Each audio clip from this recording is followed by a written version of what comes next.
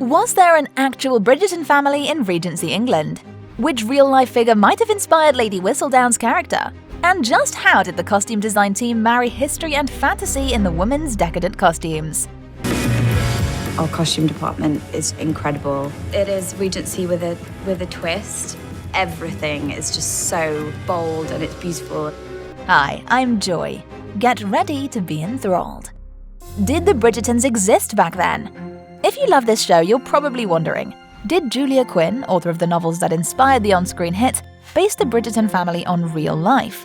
While it needn't be said that the show is a work of fiction, the series certainly plays on many real-life facts and even real-life people. However, this is not true for the Bridgertons. While it's not an unheard-of family name, Quinn has previously explained that she dreamed up the Bridgerton family herself. Quinn and the showrunners were instead projecting what life may have looked like for an aristocratic family in 1800s London. And as executive producer Chris Van Dusen told the Daily Express, Bridgerton is not a history lesson. There were not actually any real Bridgertons in 1813 Regency London. We honoured the history, but we're not beholden to it. What we're doing is marrying history and fantasy in a really exciting way. Of course, they aren't implying that the Bridgerton and Featherington families don't exist at all. In fact, many other high-status families like them certainly existed. The timing is the thing here. These two families' histories date back to 2000. This was also when Quinn's first entry in the series of novels was published. On that note, Van Dusen said he was hooked on the novels from page 1. What really struck me was that this was a world of escape, and escapism was really what I was looking for at the time, and I think it's a lot of what audiences are looking for today as well. So while Bridgerton is clearly fiction first, many of its details are based in fact. To make the Bridgerton universe as historically accurate as possible, the showrunners approached Hannah Gregg, a historical consultant who also worked on The Favourite and The Duchess. Which brings us to another burning question. Was Queen Charlotte really black? In Bridgerton, there are quite a few elites portrayed by people of colour, including Queen Charlotte. We knew this show had to reflect the world we live in today. You know, we're set in the 19th century, but I wanted modern audiences to relate to it, and I wanted modern audiences to see themselves on screen no matter who they were. You don't have to scroll the internet for long to discover opposing views about the show's colourblind approach. Some love it, some not so much. But that's a topic for another video. Today, let's simply consult history for a few clues as to Queen Charlotte's heritage. First, you have to know that Charlotte wasn't in the book series, but was introduced by the famous Shonda Rhimes, best known for creating popular TV series as Grey's Anatomy and Scandal. So was it just a casting decision or historically accurate? I'd let you know that the casting call was actually rooted in history. In an interview with The Times, Quinn said many historians believe she had some African background. One of these historians, Mario de Valdez, states that Queen Charlotte, wife of the English King George III, was directly descended from a black branch of the Portuguese royal house.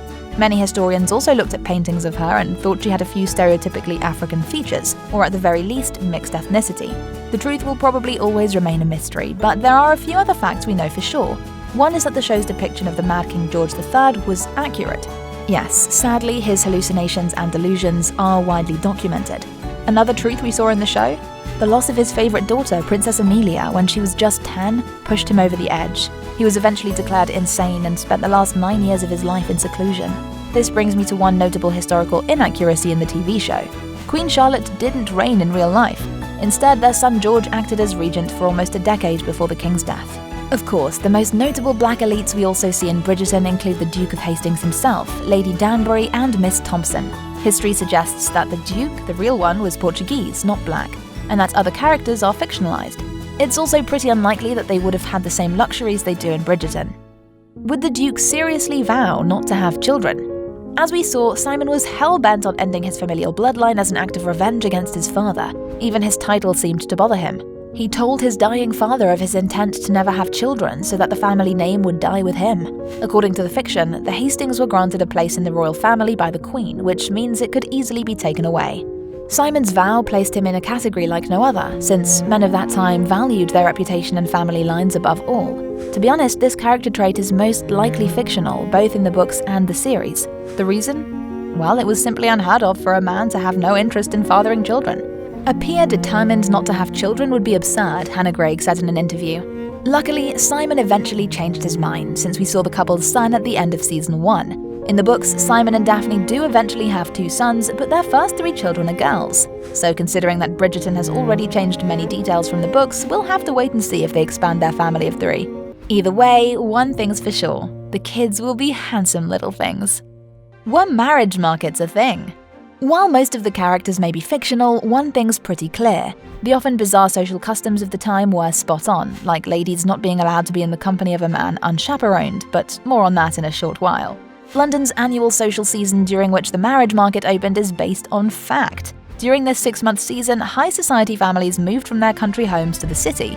Here they would accompany their children to dinners, garden parties, balls, you name it. The aim of these lavish events was to keep the money and the power within a fairly small circle of society by controlling the pool of suitors, Hannah Gregg told the LA Times. This is pretty much what we saw in Bridgerton, where the ladies of marriageable age's most important life purpose was to secure a suitable match. If they didn't manage this in their debutante season, they were officially ruined. So as you can see, the stakes were terribly high for the young women, and that meant other suffocating social mores were also imposed on them. Were young ladies purposefully kept in the dark? Did you find Daphne's naivety about the birds and the bees a bit disconcerting? If you thought the socialites dreamed about their honeymoons, you'd have to think again. Rather, their dreams were probably quite different from the reality, because it's completely true that society, and mostly mothers, did their best to keep everything about the wedding night a secret. Because a lady of that time's true virtue depended on her chastity and innocence, girls were kept ignorant to protect them. Historian Amanda Vickery explained that mothers would most likely only tutor their daughters on the importance of submitting to her husband and producing an heir. But they were still expected to be innocent virgins on the wedding night. Any knowledge they might have had would be carefully hidden. Hannah Gregg, on the other hand, said it's unlikely there would be much to conceal. There was great concern if they read too many novels that might give them lots of sexual ideas. So Anthony's anxiety about Daphne's reputation being destroyed if it came out that she had an unchaperoned conversation with Simon was pretty spot on. Vicky told the LA Times, no virtuous young lady could be alone with a man to whom she was not related. Not only should she be pure, she should be seen to be pure. Her sexual virtue had to appear unimpeachable, or she would be ruined on the marriage market. Now, can you imagine that? As if not being allowed to step a foot wrong wasn't tough enough, young ladies also lived under the constant fear of any scandals being published in the press. Is Lady Whistledown based in fact? Actually, yes. Well, partly at least.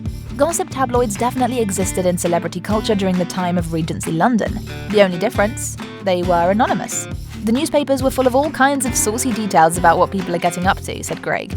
Some things don't change, I guess. But wait, you'll love the next fact. Lady Whistledown echoes a real-life figure known as Mrs. Krakenthorpe, a lady that knows everything. She was the anonymous author behind The Female Tattler. This paper wasn't strictly gossip, but shared some similarities with what we saw in Bridgerton. In the years after, scandal sheets became a real trend, especially in the 18th and 19th century. Are the costumes accurate?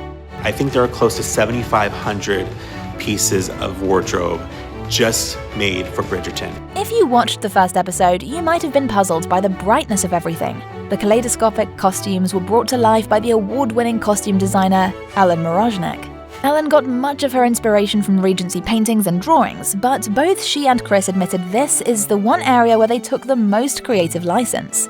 This interpretation of 1813 needed to be an overview of how can we add modern elements to it.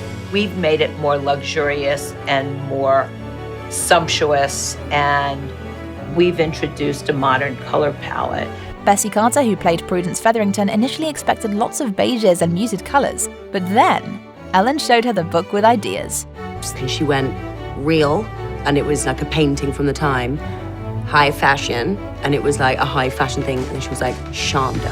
One thing that was accurate was the dress silhouettes, which were loose-fitting with a waistline under the bust. Another truth is that the Regency aristocrats wore different outfits for different times of day. We saw this reflected in Bridgerton. Daphne wore a different outfit every single time, as did the Queen and even the Featheringtons. However, the garments were usually less ornate and colourful in real life. The costume team amped up the amount of glitter, colour and embellishing to relate more to today's point of view. For example, Lady Featherington's gowns were inspired by the Christian Dior Designer of Dreams exhibit, especially the New Look collection of dresses from 1947. If you pay attention, you'll see her silhouette was different from the other ladies. Ready to hear another creative liberty? In the first scene, we saw Prudence fainting in front of the Queen due to an unforgiving corset. This was pretty unlikely for the era, though. That's because those types of corsets were more common during the later Victorian era. In the Regency era, women wore more relaxed undergarments called stays. These items emphasized the bust area more than the waist. Still, I think it's easy to forgive the series for these creative changes. What would you say? If you want to learn more about the costumes, check out our other video. Thanks for watching and stay awesome!